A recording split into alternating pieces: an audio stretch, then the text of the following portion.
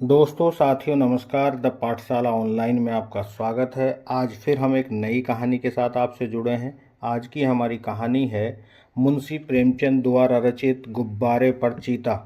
यह एक लघु कहानी है जो संकट के समय धैर्य, संयम और साहस बनाए रखने का संदेश देती है।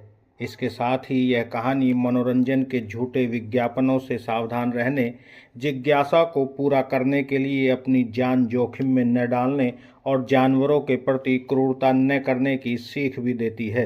विज्ञापन और वास्तविकता में अंतर होता है। यह कहानी बताती है कि सर्कस के लुभावने विज्ञापनों में जानवरों के खतरनाक कारनामे दिखाए गए थे, लेकिन असली में जानवर कुपोषित और कमजोर थे। यह संदेश देता है कि हमें बाहरी चमक धमक पर आंख बंद करके भरोसा नहीं करना चाहिए।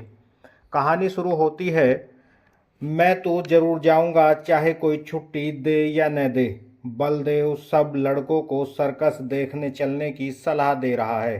बात यह थी कि स्कूल के पास एक मैदान में सर्कस पार्टी आई हुई थी।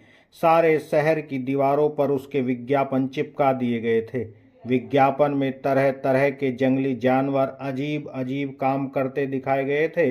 लड़के तमाशा देखने के लिए बड़े ललचा रहे थे। पहला तमाशा रात को शुरू होने वाला था, मगर हेडमास्टर साहब ने लड़कों को वहां जाने की मनाही कर दी थी।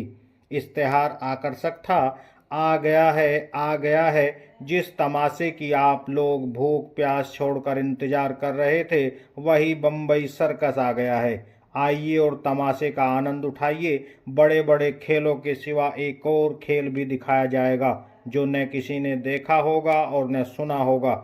लड़कों का मन तो सर्कस में लगा हुआ था। सामने किताबें खोले जानवरों की चर्चा कर रहे थे। क्यों कर शेर और बकरी एक बर्तन में पानी पिएंगे, और इतना बड़ा हाथी पैरगाड़ी पर कैसे बैठेगा। पैरगाड़ी के पहिए बहुत बड़े बड़े होते हैं। तोता बंदूक छोड़ेगा और वन मानुस बाबू बनकर मेज पर बैठेगा। बलदेव सबसे पीछे बैठा हुआ अपनी हिसाब की कॉपी पर शेर की तस्वीर खींच रहा था और सोच रहा था कि कल शनिचर नहीं इतवार होता तो कैसा मजा आता। बलदेव ने बड़ी मुश्किल से कुछ पैसा जमा किए थे। मना रहा था कि कब छुट्टी हो और कब भागूं। हेडमास्टर साहब का हुक्म सुनकर वह जामे से बाहर हो गया। छुट्टी होते ही वह बाहर मैदान में निकल आया और लड़कों से बोला, मैं तो जाऊंगा, जरूर जाऊंगा, चाहे कोई छुट्टी दे या न दे।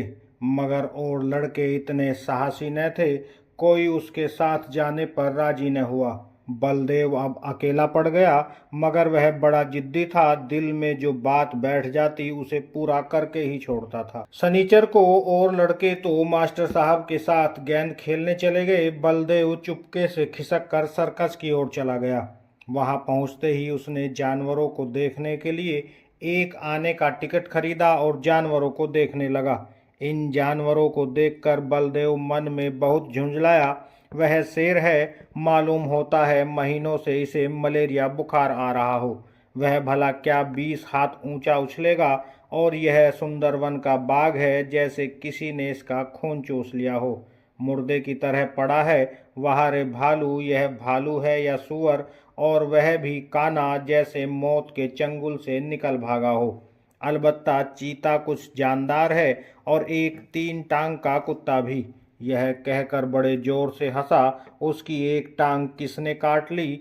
दुम कटे कुत्ते तो देखे थे, पैर कटा कुत्ता आज ही देखा। और यह दौड़ेगा कैसे? उसे अफसोस हुआ कि गेंद छोड़कर यहाँ नाहक आया। एक आना पैसे भी गए। इतने में एक बड़ा भारी गुब्बारा दिखाई दिया। उसके पास एक आदमी खड़ा चिल्ला रहा था, आओ चले आओ, 4 आने में आसमान की सैर करो। अभी वह उसी तरफ देख ही रहा था कि अचानक शोर सुनकर वह चौंक पड़ा। पीछे फिरकर देखा तो मारे डर के उसका दिल कांप उठा। वही चीता न जाने किस तरह पिंजरे से निकलकर उसकी तरफ दौड़ा चला आ रहा था। बलदेव जान लेकर भागा। इतने में एक और तमाशा हुआ। इधर से चीता गुब्बारे की तरफ दौड़ा। जो आदमी गुब्बारे की रस्सी पकड़े हुए था वह चीते को अपनी तरफ आता देखकर बेतहाशा भागा। बलदेव को और कुछ न सूझा तो वह झट से गुब्बारे पर चढ़ गया।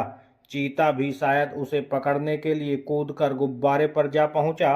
गुब्बारे की रस्सी छोड़कर तो वह आदमी पहले ही भाग गया था।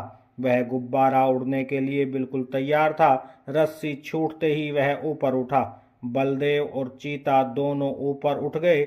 बात की बात में गुब्बारा ताड़ के बराबर जा पहुंचा। बलदेव ने एक बार नीचे देखा तो लोग चिल्ला चिल्ला कर उसे बचाने के उपाय बतलाने लगे, मगर बलदेव के तो होश उड़े हुए थे।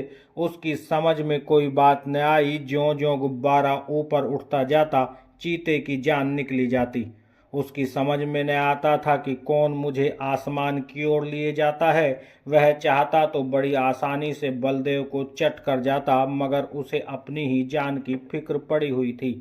सारा चीतापन भूल गया था। आखिर वह इतना डरा कि उसके हाथ पांव फूल गए और वह फिसलकर उल्टा नीचे गिरा।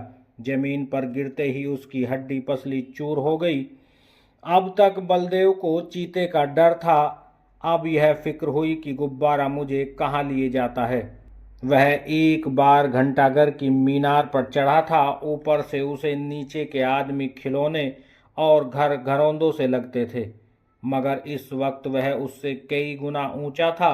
एकाएक उसे एक बात याद आई। उसने किसी किताब में पढ़ा था कि गुब्बारे का मुंह खोल देने से गैस निकल जाती है और गुब्बारा नीचे उतर जाता है, मगर उसे यह न मालूम था कि मुंह धीरे धीरे खोलना चाहिए। उसने एकदम उसका मुंह खोल दिया और गुब्बारा बड़े जोर से गिरने लगा।